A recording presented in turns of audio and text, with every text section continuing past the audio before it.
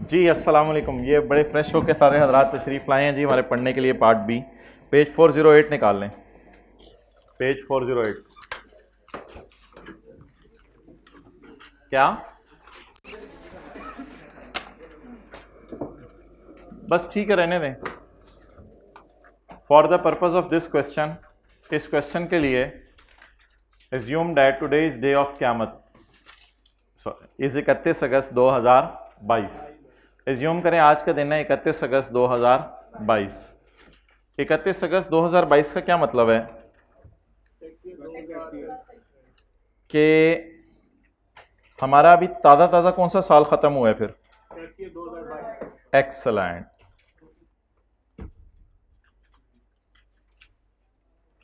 हम खड़े हैं 31 अगस्त 22 पर। सवाल कहता है for this question you may assume that today is 31 अगस्त 22। उससे कोई फर्क नहीं पड़ता, सवाल 22 का ही होगा। तो कितने रह गए? ये पहली रिक्वायरमेंट पढ़ें। Total income taxable income to Basit for tax year 2022। तो अब इस लाइन का मतलब बताएं मुझे सारे। Assume that today is 31 अगस्त, इसका मतलब है 2 महीने ख़त्म हो गए हैं। सितंबर में हमने रिटर्न जमा करानी है, तो अभी ये ताज़ा हमारा साल ख़त्म हुआ है। और बताने का कोई मकसद नहीं है इस बात का। मतलब ये है कि 22 का साल ख़त्म हो चुका है और अब अगले साल आप खड़े हैं और अगले साल खड़े होकर इस साल की आप रिटर्न बना रहे हैं। Basit, senior manager at Master Limited, resigned on 31 January. अब ऊपर वाली डेट इग्नोर कर दें, इसका तो सवाल से कोई ताल्लुक नहीं। 31 जनवरी को रिजाइन कर गया, तो हमारा साल शुरू कब हुआ होगा? यकम जुलाई 21 को। 22 का साल है ना, तो यकम जुलाई 21 को शुरू हुआ होगा। तो महीने गिन लें, 7 जुलाई, अगस्त, सितंबर, अक्टूबर, नवंबर, दिसंबर, जनवरी। आफ्टर कंप्लीशन ऑफ 3.5 ईयर, 3.5 साल इसने नौकरी की है। जहाँ हमें तो इससे फ़र्क नहीं पड़ेगा, हमने 3.5 साल नौकरी देखनी है या हमने हमारे साल के महीने देखने हैं। 3.5 साल को इग्नोर करें, हमारे साल के महीने 7 हैं। During 2022 he receive the following emoluments. Salary है 6,10,000 की, मल्टीप्लाई करें जिसको 7 से। पहला सफ़ा छोड़ दें फेस के लिए और दूसरा सफ़ा रजिस्टर का निकालें। And let's start a beautiful story of solving this numerical with your friend sitting on your right और लेफ्ट साइड।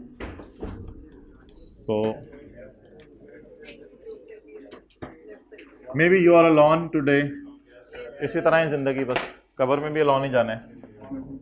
तो प्यारी इधर से ज़रा दोस्त अभी से करवाना शुरू कर रहा है। Income from salary,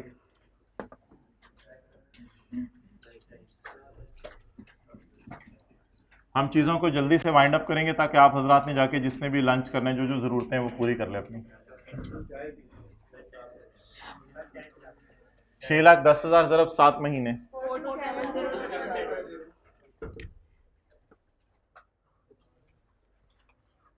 4270।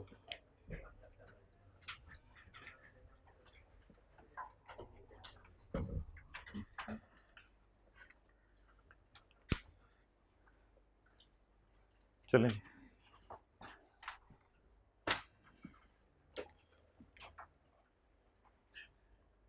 अगली एडजस्टमेंट पढ़ेंगे। छोड़ दें, आप नोट कर लीजिएगा। अब जो एडजस्टमेंट मैं करा रहा हूँ तो उसकी तो देखा करें भाई। टाइम पे आया भाई, पहली एडजस्टमेंट मजे क्या बनने लगी है। Allowance of 60,000 per month. Allowance को उर्दू में क्या कहते हैं? लगा बंदा cash, fix cash. Allowance of 60,000 per month for services of domestic servant. आपको क्या फील हो रहा है? एम्प्लॉयर ने एम्प्लॉय को सर्वेंट दिया हुआ है या एम्प्लॉयर एम्प्लॉय को हर महीने 60,000 अलाउंस दे रहे कि वो सर्वेंट रख ले? अलाउंस दे रहे कि घर में सर्वेंट रख लो। इसमें से एम्प्लॉय ने 36,000 रुपए इन सर्विसेज को लेने के लिए एम्प्लॉयर को दिए हैं या सर्वेंट को दिए हैं? प्लीज एम्प्लॉयर को नहीं देंगे कि आप 60,000 पहले एम्प्लॉयर से लें और फिर उसको जाके 36,000 दें। ये तो कोई बात नहीं, ये तो फिर अलाउंस ना हुआ। तो पता है एम्प्लॉय एम्प्लॉयर को पैसे कब देता था? जब एम्प्लॉयर एम्प्लॉय को कहता था कि मैं तुम्हारे घर सर्वेंट भेज देता हूं, और उसमें इंग्लिश ये लिखी होती थी services of servant are provided by employer. इधर क्या लिखा हुआ है? एम्प्लॉयर एम्प्लॉय को सर्वेंट दे रहे या एम्प्लॉयर एम्प्लॉय को लगा बंदा कैश दे रहे? लगा बंदा कैश दे रहे। पहली लाइन बड़ी वाज़ेह है, अलाउंस ऑफ 50-60, जिसमें से ही बासित ने 36,000 दिए इन सर्विसेज को लेने के लिए। ही paid 36,000 per month to servant in respect of these services. Services कौन दे रहा है, एम्प्लॉयर या सर्वेंट? सर्वेंट। तो सर्वेंट को आपने 36,000 दे दिए। मैंने ये कहा था कि जब एम्प्लॉयर एम्प्लॉय को अलाउंस दे देना, उसके बाद पूछता नहीं है कि इस अलाउंस के बाद तुमने खर्चा कितना किया। तो इसलिए actual expense in case of allowance will always be ignored. तो अब क्या करेंगे? बस अलाउंस को ऐड कर देंगे। नहीं, ऑफिशियल ड्यूटी वाला तो सोचे ही ना, ये तो घर का सर्वेंट है, ऑफिशियल ड्यूटी कहां से आ गया इसमें? तो अलाउंस कितना? 60,000। ऑब्वियसली इसको भी 7 से ही मल्टीप्लाई करेंगे।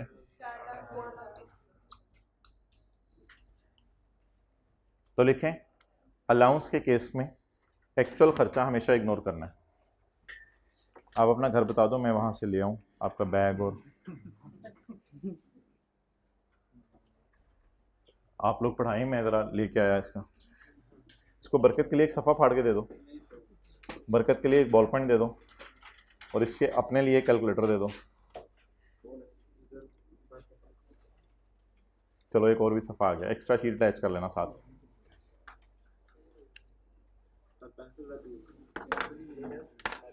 ये लो,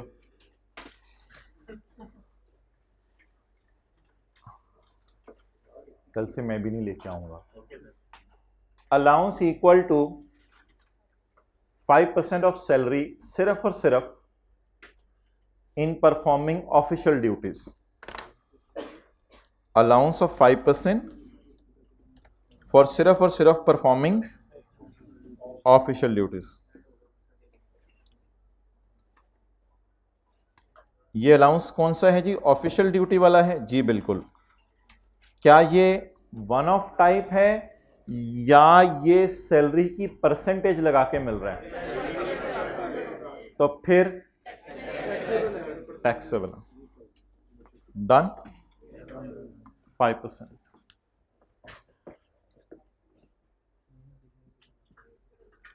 ये अलाउंस हो गया फॉर ऑफिशियल ड्यूटी।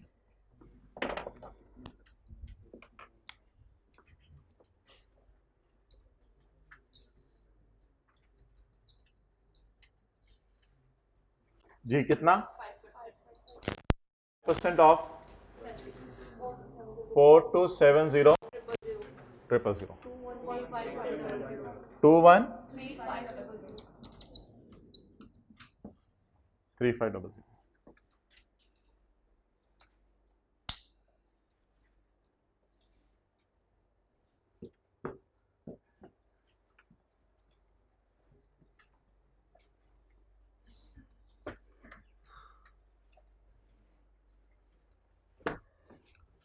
अच्छा, एम्प्लॉयर एम्प्लॉय को गाड़ी देता था, उसके दो तरीके बताएं।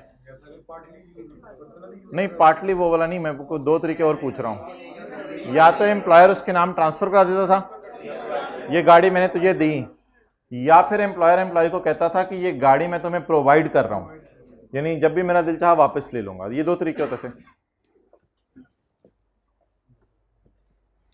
1 जुलाई को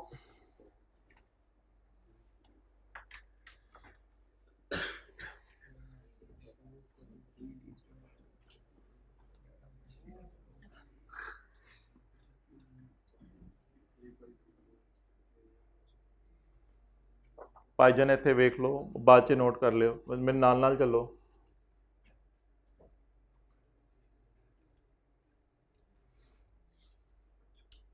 आप लोग एक एडजस्टमेंट नहीं छोड़ते, आप कहते हैं वो एडजस्टमेंट हो जाए, फिर सारी एडजस्टमेंट ना टीचर से पीछे होती रहती हैं। पूरी क्लास आप उधर चल रहे होते हैं, टीचर उधर चल रहा होता है, कोई एक एडजस्टमेंट छोड़ दें, आगे आ जाए उधर। जी क्या करेंगे?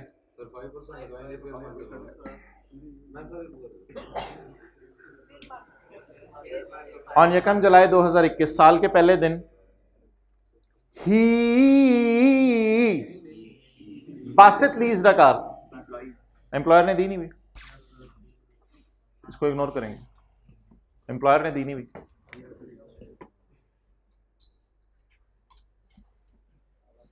अगर एम्प्लॉयर कोई बेनिफिट देता ना, वो तो चलो बात समझ आती है कि हम सैलरी में ऐड करते, इसने खुद ही अपनी घर के लिए गाड़ी किराए पे ले ली है। बस पढ़ता हूं, आगे भी पढ़ता हूं।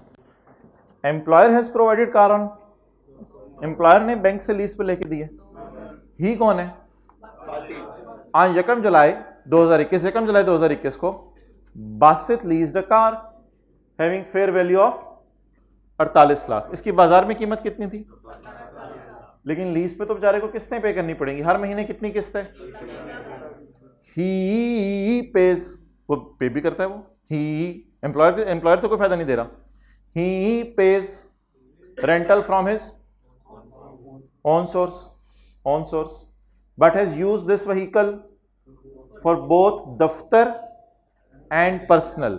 लेकिन इस गाड़ी पे दफ्तर के कोई काम हो वो भी कराता है, और इसके कोई अपने काम हो तो वो भी करता है। अब अगर दफ्तर के काम करता है इस पे, और एम्प्लॉयर उससे कहे कि पेट्रोल मेरी तरफ से डलवा लो अपनी गाड़ी में, तो बात समझ आती है, फिर कोई एम्प्लॉयर इसको बेनिफिट दे रहा है। तो अभी तो एम्प्लॉयर को, या फिर एम्प्लॉयर ये कहे कि दफ्तर के काम भी करो, घर के काम भी करो, पेट्रोल सारा ही मेरी तरफ से डलवा लो, तो फिर शायद कोई डिस्कशन मैं करता हूं आगे। लेकिन ऐसा तो एम्प्लॉयर ने कोई ऑफर नहीं की। ये बिल्कुल उसी तरह है कि मैं आपको एक मिसाल दूं, मैं एक टीचर हूं, मैं कॉलेज के अंदर पढ़ाता हूं। अब मैंने अपने लिए मिसाल के तौर पर कोई कुर्सी ली है 5 लाख वाली, जिसमें बैठ के मैं एंजॉय करता हूं। अब वो कुर्सी जो मैंने 5 लाख वाली ली है, ऑन यकम जुलाई I being a teacher purchased a कुर्सी हैविंग फेयर वैल्यू ऑफ इतने, I paid amount from my own source. अब कॉलेज को जहन में रखें, I paid amount from my own source and sometimes I also bring this कुर्सी in office, जिससे मैं ज्यादा देर बैठ रहा हूं, ठीक है। Sometimes I also bring in office, और ऑफिस में मैं इस पे बैठ जाता हूं, और फिर घर में तो इसी पे बैठा रहता हूं। तो एम्प्लॉयर कहेगा चल चल बैठ, मुझे क्या, बस कुर्सी लाते हुए दरवाजे ना तोड़िए हमारे, बस और क्या है। अब कभी कभी दफ्तर के काम भी करते थे, उसके बदले में एम्प्लॉयर क्या दे रहा है इसको, तो what benefit is he is getting from employer. बस इस एंगल से सोचें, एम्प्लॉयर इसे क्या दे रहा है, चपेट भी नहीं मार रहा एम्प्लॉयर इसको। चलें आगे। आई कैप से सक्सेसफुल हो गया, इसका मतलब है 48 लाख को पकड़ के बच्चों ने धड़ाधड़ 5% लगाया होगा। अच्छा, पॉइंट नंबर 2, और एग्जामिनर हंस हंस के लोटपोट हुआ होगा। पॉइंट 2, ऑन यकम जुलाई 2021, साल के पहले दिन। अब हर एडजस्टमेंट को ऐसे नहीं पढ़ना कि इग्नोर ही करना है, वापस। ऑन यकम जुलाई 2021 13,000 शेयर्स वर अलॉटेड, यानी एम्प्लॉय ने खरीद लिए हैं, बस बात खत्म होगी। अब पैसे देके खरीदे हैं या मुफ्त में मिले, मैं आगे पढ़ लेता हूँ। अलॉटेड, बस उसे मिल गए हैं, तो राइट वगैरह नहीं खरीदा, डायरेक्ट क्या खरीदे हैं, द शेयर। बाय वाली जेब में भी मैं आगे पढ़ के बताऊंगा। 13,000 shares were allotted to Basit against the payment of 30, मुफ्त में अलॉट नहीं हुए। Amount paid by employee to employer is 30। According to the scheme he was not allowed to sell the shares up to 6 महीने। 6 महीने तक वो इन शेयर्स को बेच नहीं सकता। तो आप बताएं, यकम जुलाई 21 को, यकम जुलाई 21 को क्या करें, शेयर परचेज्ड विद रिस्ट्रिक्शन। तो क्या करें, यकम जुलाई 21 को कुछ भी नहीं करना। 31 दिसंबर 21 को रिस्ट्रिक्शन रिलीज। तो मेरे ख्याल से ये पेपर में शो करने की जरूरत नहीं, बस यही डायरेक्ट शो करते हैं। रिस्ट्रिक्शन रिलीज्ड,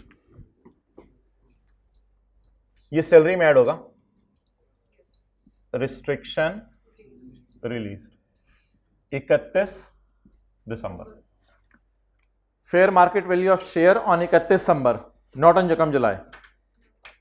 यस, जिस दिन रिस्ट्रिक्शन रिलीज हुई, fair market value on the date restriction is released minus amount paid by employee for cost of share and for cost of right. So can you tell me what is the date जिस दिन इसको share allot हुए, उस दिन इसने अंदर वाली जेब में डाले होंगे, यकम जुलाई 21 को। और फिर 31 दिसंबर 21 को इसने अंदर वाली जेब से बाहर वाली जेब में डाल लिए होंगे। ये वाली फेयर वैल्यू मैंने कहा था इग्नोर करनी है। इस वाली फेयर वैल्यू को गले लगाएं। जप्पी पाए लो फेयर वैल्यू शेयर्स 13,000 ज़रब 90 less cost of share less cost of right. Cost of share 13,000 ज़रब 30।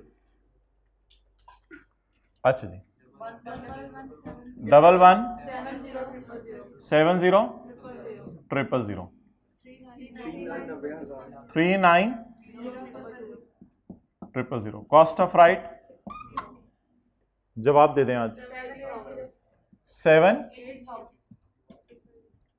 चलो नोट करें 780,000।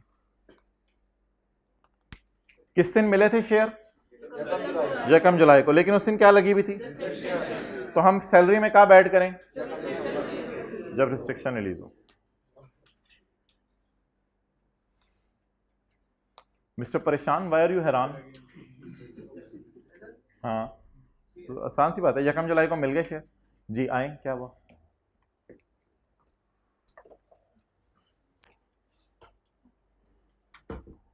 ये जो बटन टूटा था सुबह वाली क्लास में, शुक्रिया।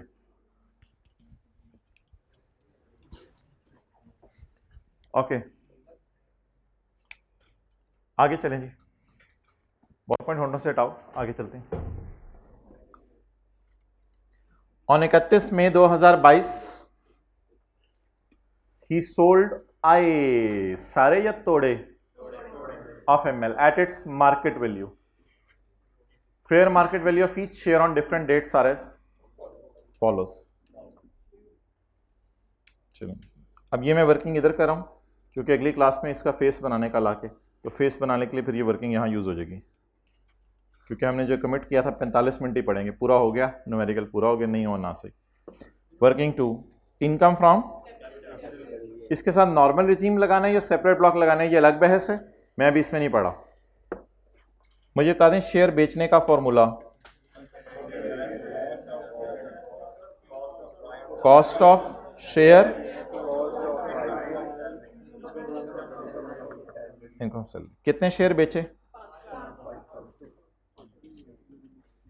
कितने के?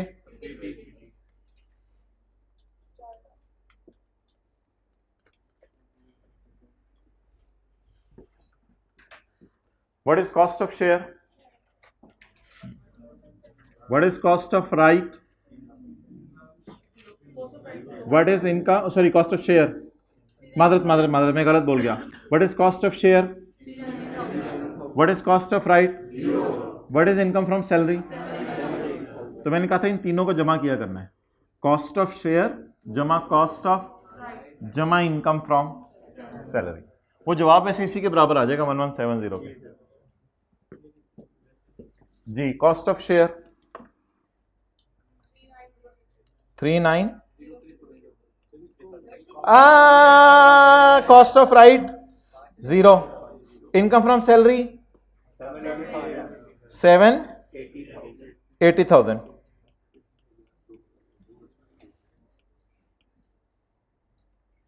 जमा करें 11 इंटू 5,000 डिवाइडेड बाय 13,000। अब कोई सवाल है तो पूछ लें, अब कोई सवाल है तो पूछ लें। यही करने को कह रहे थे आप साथ साथ करने को कह रहे थे, मैंने एक ही दफा कर दिया। अच्छा तू जवाब कट के बैठे।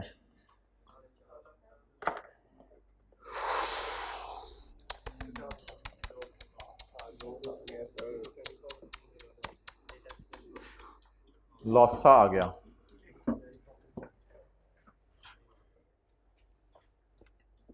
ये 5,000 डिवाइड बाय 13,000 क्यों किया है? ये कॉस्ट 13,000 शेयर्स की है, हमें कितना की चाहिए? 5,000 की। नहीं catch it, that's nice guy, give me back, I will catch it, catch it. No बस। अच्छा जी, अब देखना ये है कि ये शेयर स्टॉक एक्सचेंज में लिस्टेड हैं या नहीं, या फेडरल गवर्नमेंट ने 50 से उससे ऊपर खरीदे हुए, या फॉरेन गवर्नमेंट ने 50 से उससे ऊपर खरीदे हुए, या किसी ऐसी कंपनी ने 50 से उससे ऊपर खरीदे हुए जिसे फॉरेन गवर्नमेंट ने खरीदा हुआ है। तो ये 3-4 सवाल हैं। अगर इन सारे सवालों का जवाब नो आ गया तो company which is not a public company is called as a. अब ये 3-4 सवाल मैं पूछ लेता हूँ सवाल से। शेयर्स किस कंपनी के हैं? एमएल। एमएल के बारे में ज़रा ऊपर जाके देखें, कोई तफसील दी हुई एमएल क्या है? Basit is a senior manager at Master limited. अच्छा, लिमिटेड का मतलब लिस्टेड नहीं होता, लिमिटेड तो प्राइवेट कंपनी भी होती है, तो लिस्टेड और चीज़ होती है। तो क्या इसके फेडरल गवर्नमेंट ने शेयर खरीदे हुए हैं? फॉरेन गवर्नमेंट ने। क्या ये स्टॉक एक्सचेंज में लिस्टेड है? If a company is not a, तो there is no indication of public company, so by default it is a, so it is a normal tax regime। लॉस का क्या करना है इंशाल्लाह कल डिस्कस करेंगे जब सवाल का फेस बनाएंगे। अभी लॉस निकाल के रख लें।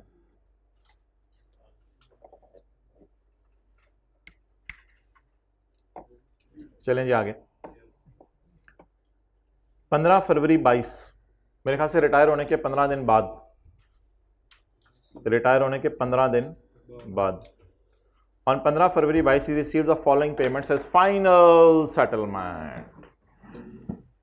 3,20,000 उसे मिले लीव इनकैशमेंट का। लीव इनकैशमेंट सिर्फ गवर्नमेंट एम्प्लॉयज की एग्जेम्प्ट होती है बस, बाकी कोई नहीं एग्जेम्प्ट होती।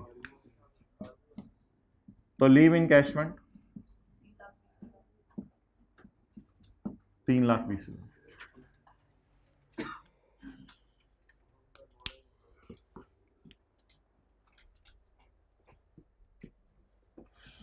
₹22,00,000 gratuity scheme approved by board.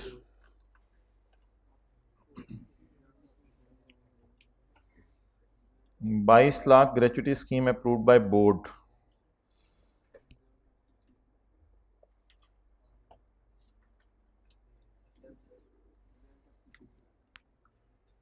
Gratuity scheme approved by, exempt up to, page number लिख लें 106,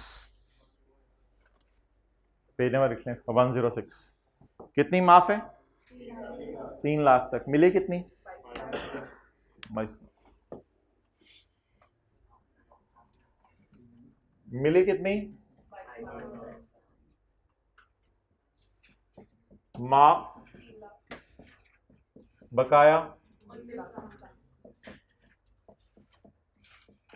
19 लाख को इनकम में डाल दो। पेज नंबर 10 लिख लें सवाल पे, क्वेश्चन पे, पेज नंबर 106।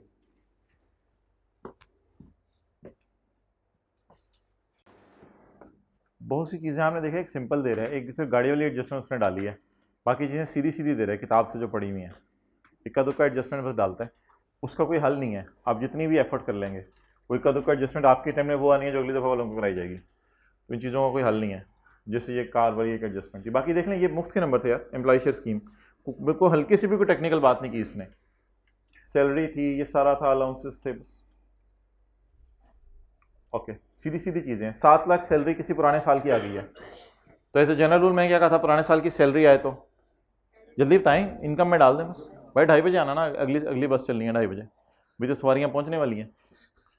चलो बैठ जाओ, वैसे भी लेट इसी में अगर बैठना। तो अब पुराने साल की सैलरी जब आ जाए तो इसी साल में इनकम में डालना है, क्योंकि सैलरी के चैप्टर में लिखा हुआ है salary is taxed on received. तो एरियर का मतलब है कि पुरानी सैलरी मिली 7 लाख।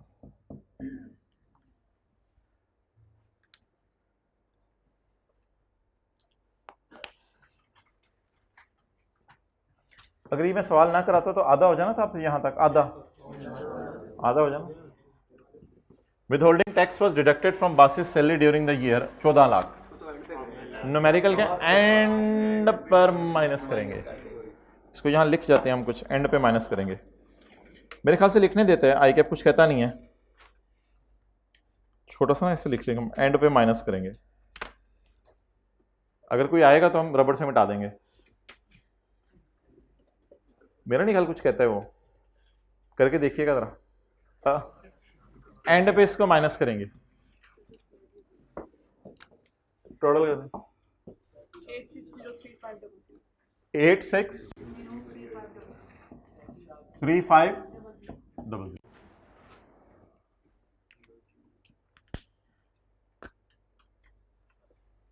दो बातें हमने सीखी, एक ये कि जब अलाउंस दे रहे हैं एम्प्लॉयर एम्प्लॉय को, तो बाद में एम्प्लॉय से ये नहीं पूछेगा खर्चा कितना हुआ, बाद में एम्प्लॉय से ये नहीं पूछेगा खर्चा कितना हुआ।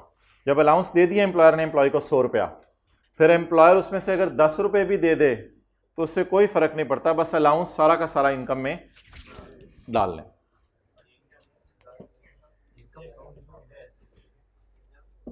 ये तो अदर इंफॉर्मेशन है, छोड़ें इसको, हम अपने सवाल की तरफ चलते हैं। फिर बरकत के लिए पढ़ लें। ऑन 31 जनवरी 2022, हमारा साल खत्म होने से 5 महीने पहले क्या हुआ? खुशखबरी आई हमारे घर। हाँ, क्या खुशी की खबर आई? वो रिसीव्ड गोल्ड। हम बैठे हुए थे, सुबह उठे 7 गोल्ड पड़ी हुई थी, 2 लाख रुपए की, as a gift from his पुराना दोस्त। वो ऊपर से खिड़की में से फेंक के चला गया, 2 लाख सुबह उठे पड़ी हुई थी, 2 लाख रुपए की गोल्ड फ्रेंड से गिफ्ट के तौर पे आई। Gift from friend, gift from friend, gift from Bablu, gift from friend. पैसे आए हैं या गिफ्ट आया है? गिफ्ट आया। कार, बंगला, स्त्री, छुरी, कोई भी चीज गिफ्ट में आ जाए, दोस्त से या नॉन रिलेटिव से? रिलेटिव से या नॉन रिलेटिव से? क्या करें? अदर सोर्स में डालें, बरकत के लिए या बिल्कुल प्रॉपर तरीके से?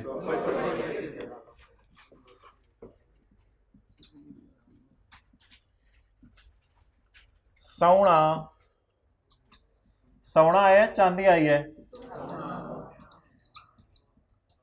1 तोला भी गिफ्ट नहीं देके गया। इस तरह नहीं कहना दोस्त को, बस जितना दे गया ठीक है आप करें, कि जाते हुए यार 1 तोला तो दे जाता तू।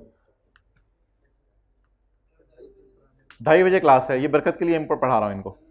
2:30 बजे प्रॉपर क्लास शुरू होगी। अभी लेट जाओ ना आप, उधर आखिर में लेट जाओ। भाई को तकिया ला दें, बैग इधर ना रखे जाओ, कंपनी जिम्मेदार नहीं है। अच्छा जी, so this how things are very simple and easy if you are पढ़िंग साथ साथ। ये प्रोविजन है भाई, लिख लें पेज 245 पर।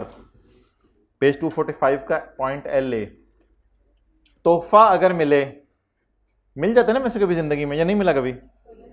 अगर मिल जाए और दोस्त से, सॉरी रिलेटिव से ना हो, तो उसको इनकम में डाल दें। भाई 2:30 बजे कहा था बस चलेगी, आप पहले आके ट्राई कर रहे हैं, गिर जाएंगे बस में, पुरानी बस में ना बैठे। अच्छा जी, ऑन 1 अप्रैल 2022 ही लेफ्ट, वो छोड़ के चला गया हमें, for United Kingdom. United Kingdom चला गया, London, and joined all over liberty as an employee. वहां भी जाके नौकरी है, at a monthly salary of Great Britain pound 3200, उधर भी जाके 32, फुल स्टॉप। और वो बायरिडा साल के एंड तक। No tax was deducted by OL from his salary. OL ने बरकत के लिए उसकी सैलरी से टैक्स नहीं काटा। अच्छा, कोई बंदा पाकिस्तान में 3 साल के लिए सैलरी कमाने आ रहा है, या बंदा खुद बाहर जा रहा है सैलरी कमाने के लिए?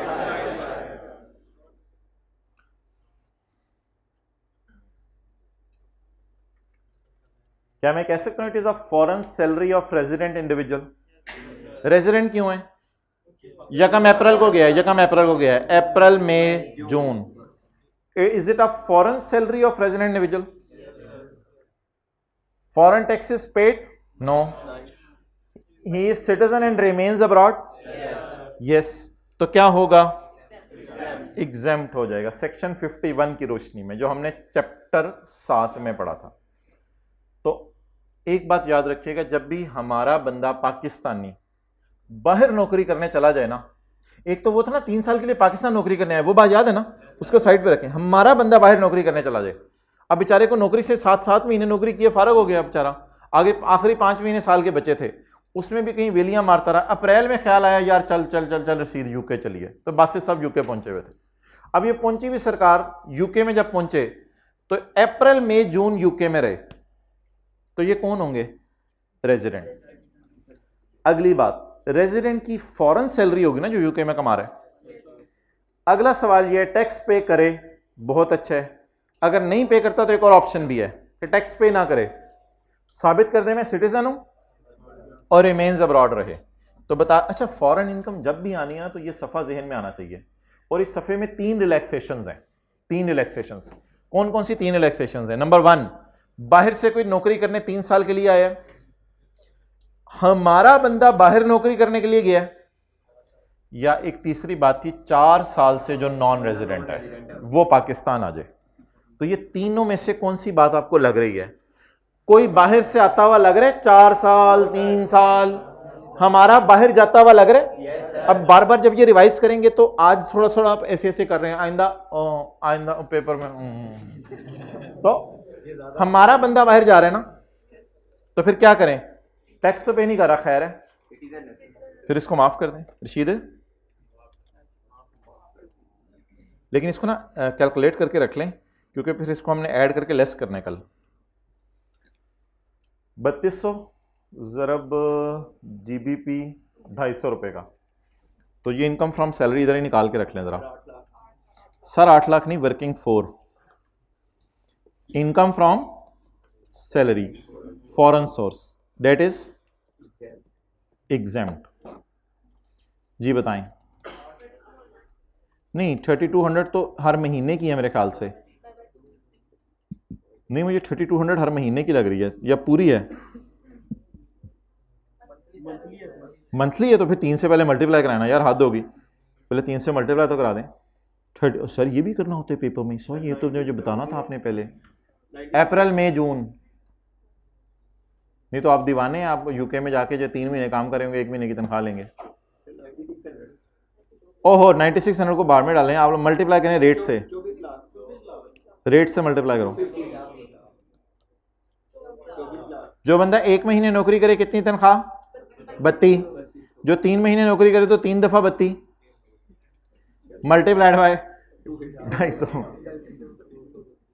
जवाब नहीं 32 आ सकता, you have some problem. 24 lakh. Barkat के लिए इसको कल ऐड करेंगे और बरकत के लिए लेस कर देंगे। फॉरेन टैक्स वो पे नहीं कर रहा ना, यूके वाले टैक्स नहीं मांग रहे। अब हमें फॉरेन टैक्स से कंसर्न नहीं है, हमें पाकिस्तान वालों ने क्या करना है इसके साथ, तो उसमें हम ये पूछेंगे कि पाकिस्तान वाले इससे टैक्स मांग रहे हैं या नहीं। पाकिस्तान वाले एक सूरत में टैक्स माफ कर देंगे, अगर वो 2 बातें साबित कर दें कि मैंने टैक्स तो पे नहीं किया लेकिन मैं सिटीजन हूं और बाहर ही रहा। अगर ये बातें साबित कर दे तो पाकिस्तान वाले इससे टैक्स नहीं मांगेंगे। अगर बाहर के मुल्क में टैक्स पे किया होता तो फिर भी हम माफ कर देते इसको। क्यों? जो बंदा बाहर नौकरी करने जाए या तो बाहर टैक्स पे कर दे, फिर भी हम इधर सैलरी माफ कर देंगे, या अगर बाहर टैक्स पे नहीं करता और 2 बातें साबित कर देते, मैं सिटीजन हूं और साल के आखिरी दिन बाहर हूं, तो भी हम इससे फॉरेन सैलरी माफ कर देंगे। और नॉन रेजिडेंट की तो फॉरेन वैसे ही पहले दिन ही पढ़ लिया था ना, माफ है। नॉन वो शुरू वाले 2-3 लेक्चर लो, नॉन रेजिडेंट के तो फॉरेन वैसे ही माफ है, नॉन रेजिडेंट की तो फॉरेन वैसे ही माफ है, मसला ही रेजिडेंट का आता है।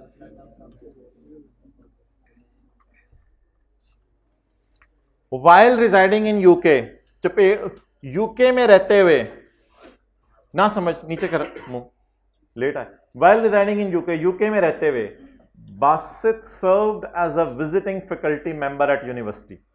एक यूनिवर्सिटी में कभी कभी बरकत के लिए संडे को लेक्चर लेने चला जाता था, क्लास खाली होती थी, लेक्चर ले आता था, फुल स्टॉप। यूके वाले इससे इंप्रेस हुए, खाली क्लास को भी पढ़ा सकते हैं। He earned Great Britain pound 1500 from the university and incurred a खर्च of GBP 500 for providing services at the university. कोई पेपर वर्क होगा, कोई प्रिंटर खरीदा होगा, कोई उसमें से कोई इस किस्म के खर्चे होंगे। तो withholding tax deducted by university amounted to GBP 225। जब भी पेपर में फॉरेन इनकम आ जाए तो सिर्फ 3 सूरतों में आपने माफ करनी है, सिर्फ आपने 3 सूरतों में माफ करनी है, इसके अलावा चौथी और कोई सूरत नहीं है। अब मेरा आपसे एक सवाल अगर मैं पूछूं कि क्या ये बाहर सैलरी कमा रहे हैं या विजिटिंग फैकल्टी है? परमानेंट फैकल्टी जो होती है वो सैलरी कमा रही होती है, विजिटिंग फैकल्टी सैलरी नहीं कमा रही होती, वो अपने टाइम पे जाती है, कभी जाती है कभी नहीं जाती, जब जरूरत पड़ती है तब लेक्चर लेने चले जाते हैं, जब नहीं होती तो नहीं जाते। कोई 8 घंटे ड्यूटी तो नहीं देते, तो ये नौकर तो नहीं है। विजिटिंग फैकल्टी कॉलेज की नौकर नहीं होती, वो बल्कि अपना टाइम बताती है कि मैं इस टाइम कॉलेज को विजिट कर सकता हूं, अगर आपके पास कोई सेशन है तो आप मेरे से पढ़वा लें। तो इट इज नॉट नौकरी, पहले तो बात ये जहन में रख लें।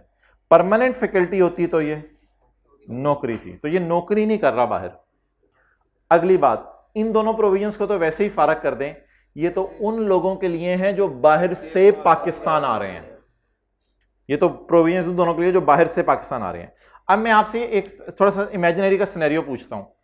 बासित एक बंदा है, बाहर की यूनिवर्सिटी में पढ़ा रहा है और वहां पे एम्प्लॉय नहीं है। मेरे 3 सवाल, क्या बासित 4 साल से बाहर है और पाकिस्तान आ गया? ये ऐसी तो ऐसे वैसे से करें, नहीं ऐसी तो कोई बात नहीं, ऐसे भी करें, ऐसी तो कोई बात नहीं। क्या बासित पाकिस्तान आया 3 साल के लिए नौकरी करने के लिए? ओ यार क्या हो गया सर, ऐसी तो कोई बात नहीं है। बासित कहां पाकिस्तान आया 3 साल नौकरी करने के लिए? क्या बासित बाहर नौकरी कर रहे? अब इन तीनों में से कोई एक सिनेरियो भी बन रहा है तो बस याद रखिएगा, इसके अलावा सारी फॉरेन इनकम्स टैक्सेबल है। इसके अलावा बाकी फॉरेन इनकम्स, बार मैं आपसे सवाल पूछ रहा हूं। पहला सवाल, क्या बाहर से बासित पाकिस्तान आया नौकरी करने या बाहर की यूनिवर्सिटी में पढ़ा रहा है? क्या 4 साल से बाहर है और रिटर्निंग एक्सपेट्रिएट है, पाकिस्तान वापस आ गया है? ऐसे मतलब उल्टा तो वो पाकिस्तान से उधर जा रहा है। क्या ये बाहर नौकरी कर रहे हैं या विजिटिंग फैकल्टी है? इन 3 में से कोई बात पाई जा रही है तो फिर ये capital gain China business Ethiopia type सवाल हो गया, जिसकी फॉरेन इनकम ऐड करें और एंड पे इसे टैक्स क्रेडिट दें, क्योंकि ये रेजिडेंट बंदा है, इसकी फॉरेन इनकम टैक्सेबल है, क्योंकि कोई छूट अवेलेबल नहीं है। Foreign tax credit will be allowed. ये फॉरेन कंट्री में जो भी कमाएगा वहां टैक्स दे दे, हम इसे टैक्स पाकिस्तान में माफ कर देंगे। तो रेजिडेंट बंदे की फॉरेन इनकम कितनी सूरतों में माफ करनी है? आज के बाद जब भी फॉरेन इनकम आया करेगी सवाल में, ये 3 बातें सोचा करनी है। अभी पहली दफा है ना, जरा अप्लाई हो रही है, थोड़ा थोड़ा सोच रहे हैं आप। इंशाल्लाह आइंदा अगले सवालों में आएंगे ना, ओ अच्छा, तो आहिस्ता आहिस्ता ये फेमिलियर हो जाएंगे आप। तो बता दें जी, इसको तीनों में से कोई बेनिफिट भी अवेलेबल?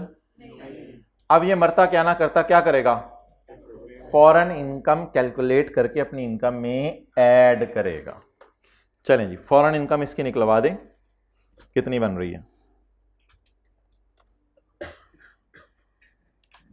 इसको foreign income from other source आप कह दें, जो भी कह दें। वर्किंग नंबर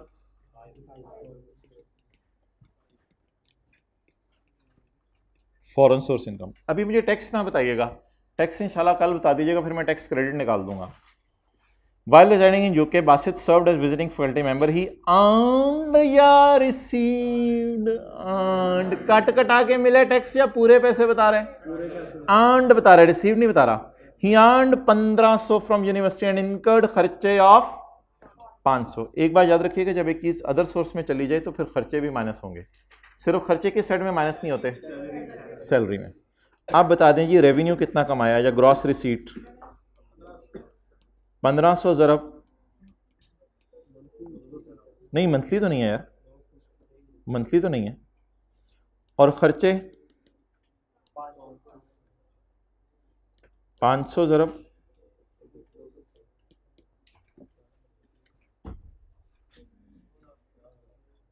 250, ये यूज किया ना मैंने। ऊपर कितना आ रहा है? 3750, 3 लाख नहीं, 37,50,000। ज़्यादा, एक जीरो ज़्यादा लग गया। अब सही है, 1,00,000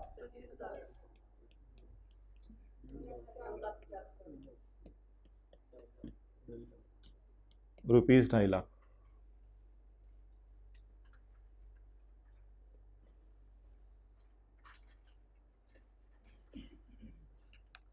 इसके फॉरेन टैक्स जो पे किया ना, इसको फिर कल करेंगे, इसका फॉरेन टैक्स क्रेडिट देंगे। तभी आपने न्यूमेरिकल का फेस नहीं बनाना, वो मैं ही कल बनवाऊंगा।